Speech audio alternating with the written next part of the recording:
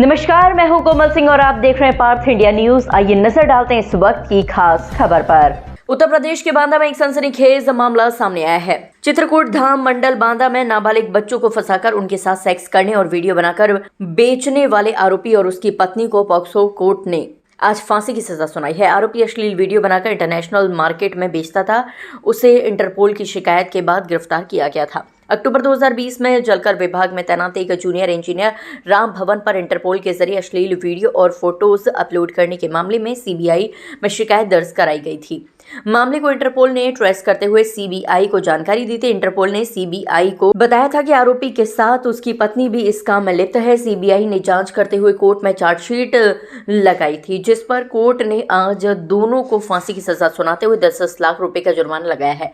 दोषी राम भवन जलकल विभाग बांदा में जेई के पद पर तैनात था, जिस कारण मामला दिल्ली में बांदा ट्रांसफर किया गया था। शिकायतकर्ता ने एक पेन ड्राइव के जरिए 34 बच्चों के वीडियो सहित 679 फोटो सीबीआई को सबूत के तौर पर दिए थे। सीबीआई ने राम भवन के साथ उसकी पत्नी दुर्गावती को भी आरोपी बनाया था। पॉक्सो कोर्ट के न्यायाधीश प्रदीप मिश्रा ने मामले को संगीन अपराध करार देते हुए दोनों पति पत्नी को फांसी की सजा सुनाई है। 2020 में यह मामला कोर्ट के संज्ञान में आया था। कोर्ट ने मामले की लगातार सुनवाई की और गवाहों सबूतों के आधार पर 5 वर्ष के अंदर फैसला सुनाया।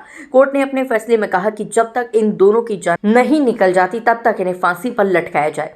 कोर्ट ने जिलाधिकारी को पत्र जारी कर केंद्र व राज्य सरकार को मिलकर पीड़ितों को 10-10 लाख रुपए की धनराशि भी देने का आदेश दिया है। आज सीबीआई का एक फैसला सीबीआई की चल रही थी। दरअसल ये अक्टूबर 2020 से सीबीआई को एक इंटरपोल के द्वारा एक सूचना दी गई थी कि एक व्यक्ति 3 नंबरों से छोटे छोटे बच्चों के 7 से लेकर 18 से 20 के बच्चे हैं, उनकी जो है सेक्सुअल असॉल्ट करती हुई पूर्ण वीडियो बना करके उसको इंटरनेट पे लोड करना है।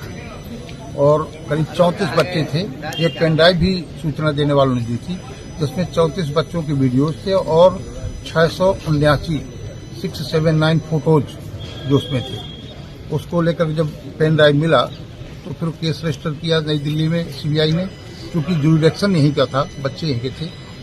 और जो ये एक्यूज्ड है राम भवन, ये जलकर विभाग में जेई था, तो इनके नंबर से जब ट्रेस हुआ तो इसको गिरफ्तार किया गया।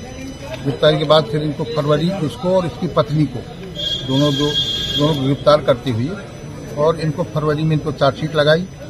चार्जशीट लगाने के बाद ये केस चलता रहा, काफी 4 साल तक चलता रहा। 74 विटनेसेस यानी 74 साक्षी सीबीआई के द्वारा पेश किए गए थे। धारा सिंह साहब इसकी जो है वो कर रहे थे, प्रस्तुत कर रहे थे इसको, और 2 डिफेंस विटनेस पेश किए थे।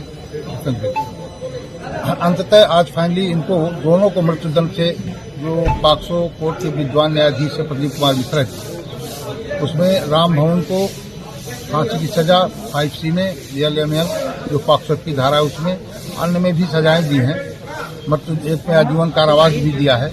लेकिन अब चूंकि फाइनली उन्होंने 1 लाख रुपया जुर्माना उसमें भी कहा है, तो 5 वर्ष वो फांसी की सजा इनको और दुर्गावती को भी 120B का दोषी पाते उनको भी फांसी की सजा दी। और ये लिखा है कि जब तक इनकी मृत्यु न हो जाए तब तक इनको अंतिम सांस तक फांसी पर लटकाया जाए। और ये भी कि बच्चों के पुनर्वास और राहत के लिए डीएम को एक पत्र लिखा जाए कि ये 10-10 लाख रुपया केंद्र और राज्य सरकार आपसी सहमति से बच्चों को दे। और ये जो धनराशि जो मिलेगी इसकी, तो वो धनराशि भी पीड़ितों को आपस में। अच्छा, जो बच्चे शिकार हुए थे उनका इलाज कहाँ चला था? उनका इलाज एम्स में ही उनका वो कराया गया। मेडिकल भी एम्स में कराया गया दिल्ली में सभी का, और उनका सभी बच्चों का एम्स में ही इलाज कराया था। आज के लिए बस इतना ही। ऐसे ही देश और दुनिया की तमाम छोटी बड़ी खबरों को देखने के लिए जुड़े रहिए पार्थ इंडिया न्यूज से, हमेशा सच के साथ। नमस्कार।